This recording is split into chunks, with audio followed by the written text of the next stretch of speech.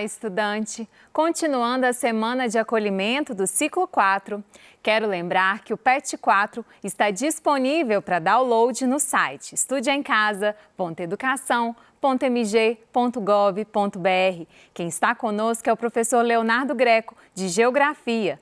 E nesta aula vamos retomar o tema globalização, que foi necessário para que os alunos pudessem resolver os exercícios do Enem. Não é isso, professor? Isso aí, Dani, tudo bem? Tudo bem. Tudo bem, galera? Beleza?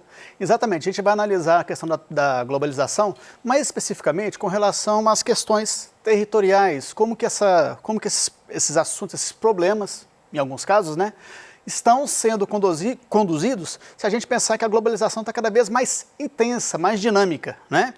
Então vamos analisar, começando na primeira atividade, na verdade, atividade 5, né? Da página 76. Dani?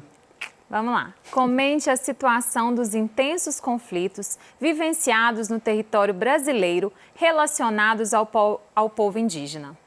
Ok. Inicialmente, a gente vai lembrar, né, isso é importantíssimo sempre ter em mente, de que, historicamente, os indígenas são e devem mesmo ser considerados os legítimos donos do território. Só que ao longo dos processos de colonização e mesmo após o processo de colonização, os indígenas sofreram e vêm sofrendo com uma considerável redução no seu número de membros, né? A população indígena vinha e vem se reduzindo, né?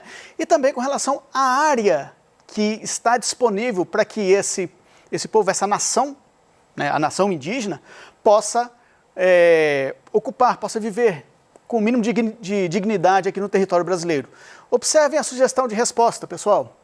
Inicialmente, a população indígena sofre com o seu encolhimento, numérica e territorialmente, né? A redução no número de indígenas e o território a eles disponibilizado, tá? Ainda, a lentidão na demarcação de terras. O que é isso? Ao longo da história brasileira, os indígenas eles foram inseridos numa nova configuração sociopolítica no país, tá? E dentro dessa nova configuração, os indígenas tiveram que cada vez mais ceder espaço a um novo modelo de civilização que foi aqui implantado, tá? Cabe e coube à FUNAI, que é a Fundação Nacional de Assistência ao indígena, melhor dizendo, né? Toda essa gestão no sentido de definir quais serão as áreas que serão ocupadas pelos indígenas, de modo a garantir que nem o estilo de vida ocidental branco, né, do chamado povo de origem europeia, né, se bem que o brasileiro é uma mistura de raças, né, indígenas, europeus e africanos. Bom, mas enfim, essa delimitação do território deve levar em conta a preservação da identidade cultural desse indígena, de modo que o modo de vida do chamado homem branco não interfira, não o descaracterize, e também que ele possa ali ter as condições de sobrevivência o mais dignamente possível, né, de modo a poder a não precisar abrir mão da sua cultura e se sujeitar a ter que se adaptar à cultura do chamado homem branco, tá? Bom, continuando. Bom, ainda, esse processo de demarcação de terras, ele é extremamente lento porque ele leva em consideração outros interesses, como interesses de ordem econômica, tá? Vamos lá. Isso se deve a interesses econômicos, né? Desde grupo de ruralistas que querem utilizar o maior número a maior extensão territorial possível para sua prática agropecuária, né? E aí invadir terras que são ocupadas pelos indígenas é uma prática que, apesar de condenável, é bastante comum, tá? Até aos extrativismos vegetal e mineral. A gente sabe que o nosso território, o território brasileiro, é um território extremamente rico nesse tipo de subproduto, né? E atrai e acentua a cobiça de agropecuaristas, de madeireiros, né? De garimpeiros, de mineradores, né? Mesmo terras indígenas legalmente definidas são invadidas e têm seus recursos naturais explorados ilegalmente. Então, os indígenas têm mais esse problema, né, para lidar no dia a dia. Lembrando que existe uma particularidade aí. Assim como o homem branco, né, tem interesse em explorar comercialmente as terras indígenas, também os indígenas, né, como eles estão cada vez mais globalizados, eles também estão inseridos no processo de globalização, eles começam a reconhecer a relevância, a importância das riquezas que o seu território disponibiliza e querem fazer uso dessa riqueza, tá? E nesse aspecto, eles também têm reivindicado esse direito, esse acesso a essa fonte de riqueza, e isso também é um complicador nas relações entre a nação indígena e o homem branco. Beleza, pessoal? A gente segue agora para a atividade 1, que está na página 78. O que você entende por... Eu não vou fazer isso com você não, tá? Dessa vez eu não vou fazer isso com você não. Obrigada. O que você entende por desterritorialização? Desterritorialização. No popular, curto e grosso, perda do território, mais ou menos, quase isso. Vamos lá. Entende-se como uma perda de identidade entre povo e determinado território, tá?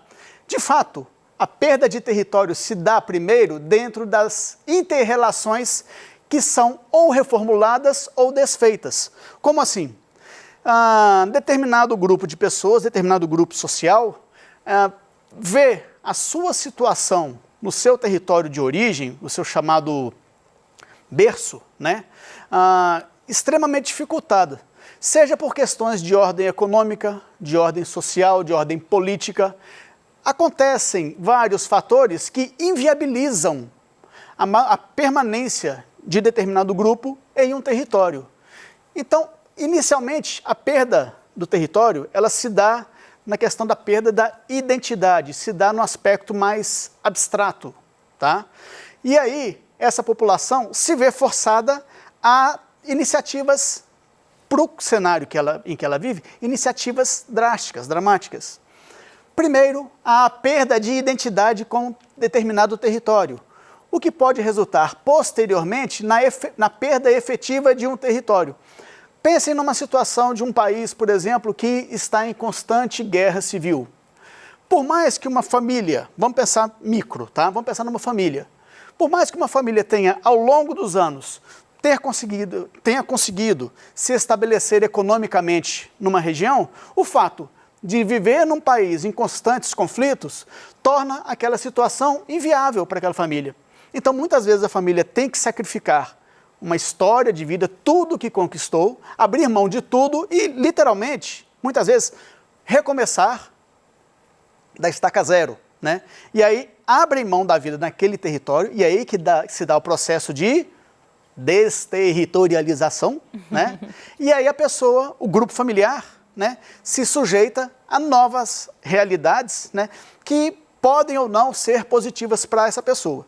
Então, dentro desse contexto complexo, né, variado de situações, é que se dá esse processo de desterritorialização, de perda de identidade de determinado grupo com um território específico, ok? Seguindo, pessoal, olha a charge que belezinha. Refugiado da Venezuela ou da Síria? Da periferia, né? Na sua opinião, qual alusão é feita pela charge? Justifique sua resposta. Tem a ver também com essa questão da desterritorialização, né? Mas aí a gente vê um processo em que a desterritorialização ela não se dá necessariamente no caso da pessoa sair do seu país e se dirigir a outro. Se dá numa esfera muito mais local, tá? Dentro de uma mesma cidade. Como assim, professor? É possível acontecer a desterritorialização, palavrinha linda, dentro de uma mesma cidade? Sim, plenamente possível. Observem aqui a resposta. Ao processo disso aqui, desterritorialização local, em menor escala, mas não menos importante, ao processo, vamos voltar a perguntinha para não bagunçar? Vamos. Na sua opinião, qual alusão é feita pela charge? Justifique sua resposta. Então, a charge faz alusão ao processo de desterritorialização local, em menor escala, né? Como eu falei, mas não é menos importante, é extremamente relevante. tá? Refere-se ao fato de um grupo de pessoas perder a identidade ou as condições de vida, o que eu mencionei anteriormente, né?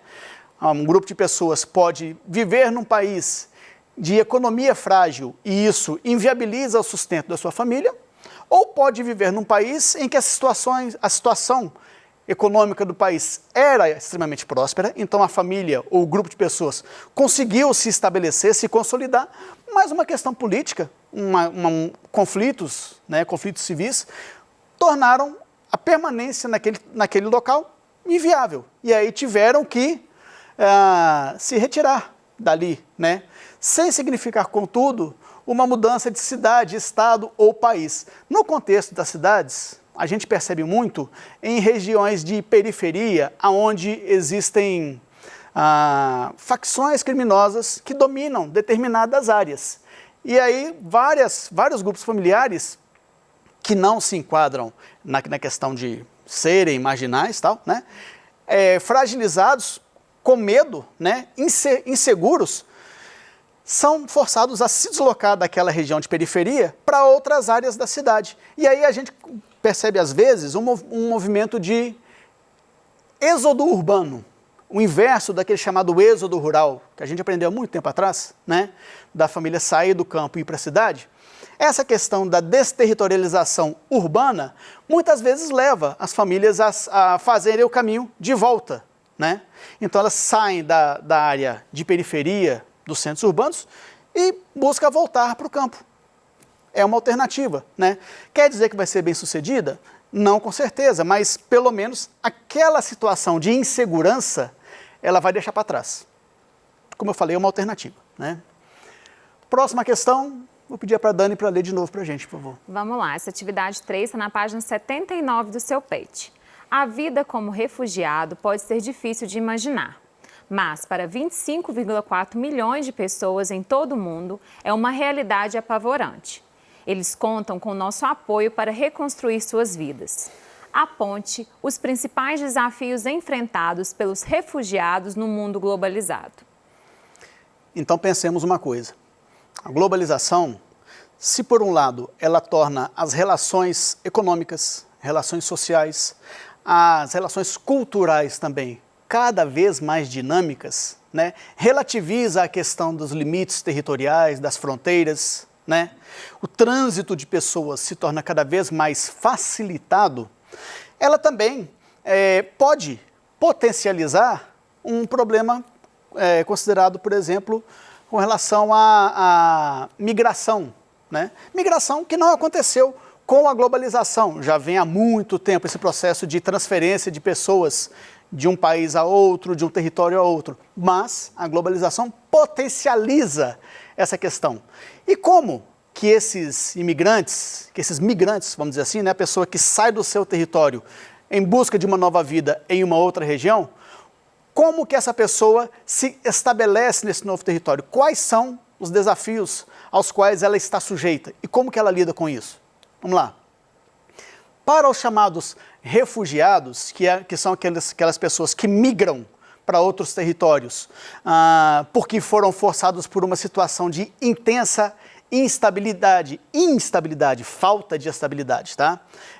De ordem econômica, social ou até mesmo política, né? E são direcionados a áreas mais estáveis, por exemplo, é o caso de cidadãos do Oriente Médio que fogem do seu país de origem e buscam refúgio na Europa, por exemplo, tá? Para esses refugiados, a situação é bem mais delicada. A globalização tem apresentado sua face mais cruel. Retirado de seu torrão natal, os refugiados, em busca de sobrevivência, eles deixam para trás uma vida, deixam para trás uma série de conquistas, sejam conquistas essas materiais, sejam conquistas relacionadas à formação da família, à questão dos laços afetivos, deixam tudo isso para trás, em busca de sobrevivência, de conseguir o seu sustento, tá? Enfrentam intensa exploração profissional, vão para países, por exemplo, da Europa, para a América do Norte, e vão se sujeitar a trabalhos, vamos dizer assim, trabalhos menos dignos, talvez, aos chamados subempregos. Vão trabalhar demais, ganhar pouco, né? Não vão ter acesso a direitos, a assistência social, por exemplo, né? E vão ficar em constante apreensão, porque isso é uma coisa muito verificada na América do Norte. Muitos imigrantes, ao irem para lá, normalmente são denunciados pelos próprios patrões, né? Dizendo, olha, na minha região tem um fulano aqui que está ilegal, ele não é estadunidense, ele está aqui trabalhando, está roubando posse de serviço, ó, dá um jeito aqui, tá? Então, essa é uma situação a qual esses imigrantes, esses refugiados estão sujeitos. Além de outras coisas, eles são subvalorizados, são discriminados, né? São marginalizados mesmo. Então, percebam aqui ao finalzinho da resposta. Desprezo às suas raízes, impiedoso processo de marginalização, né? Dificuldades para acesso aos serviços sociais básicos. Aí, no final, é a xenofobia elevada ao seu mais alto grau. O que é xenofobia? É o medo, é o desprezo, é a aversão ao estrangeiro, ao diferente. Aquela pessoa que não se enquadra no meu padrão social, no meu padrão cultural, civilizatório, talvez, né? Eu marginalizo, eu exploro, se eu precisar, mas eu não dou valor àquela pessoa. Aquela pessoa está aqui, eu estou fazendo um favor para ela, de aturá-la aqui, né? E ela vai ficar sempre à margem da minha sociedade. Eu não vou olhar para ela como um igual, como um ser humano como eu, tá? E nesse aspecto é um ponto extremamente pesado, penoso, cruel, ao qual os refugiados estão sujeitos, tá? Bom, pessoal, agora a gente, na atividade 2 da página 82, a gente vai analisar um aspecto mais contemporâneo, né? Fala especificamente do nosso contexto, né? Da pandemia do novo coronavírus, tal, da sua relevância, da sua gravidade mesmo, e de uma reação social se não para combater efetivamente a disseminação do vírus, mas pelo menos para tornar esse processo mais suave, mais humano para a sociedade em geral, né? Bom, vejam aqui essa figura, né? Um grafite feito no asfalto. Solidariedade, nossa arma contra o coronavírus. E aí, né? Frases motivacionais foram pintadas em ruas do Recife por causa do novo coronavírus. De fato, pessoal, por ocasião dessa pandemia, além do aspecto de comprometimento da saúde física das pessoas, aquelas que são acometidas pela doença ou seus familiares, existe também um aspecto emocional, tá? Muitas pessoas, além do adoecimento físico, sofrem com depressão, crise do pânico, enfim, o leque de problemas é variado. Nesse sentido, a solidariedade tem sido uma arma adotada pela população, até meio que espontaneamente, para tentar se fortalecer. Nesse aspecto, a frase citada acima propõe uma reflexão positiva para o atual contexto? Justifique sua resposta. Mais que positiva, né? Você buscar a ajuda mútua, uns ajudando aos outros, a sociedade em intensa colaboração, é algo extremamente relevante, extremamente positivo. Então, é uma reflexão positiva para o atual contexto? Sim. Essa frase, além de não menosprezar a gravidade do momento, provoca o sentimento de solidariedade, do apoio e da conscientização mútua, como uma forma de se buscar alternativas para vencer esse momento adverso, ok? Então, pessoal, com isso, a gente encerra as nossas atividades, né? Percebendo que nós, hoje, analisamos aspectos que são relevantes no estudo da globalização e as relações relativas ao território. Ok, pessoal? Agradeço a vocês a participação, a colaboração, convido para as próximas aulas e até a próxima, pessoal. Obrigado.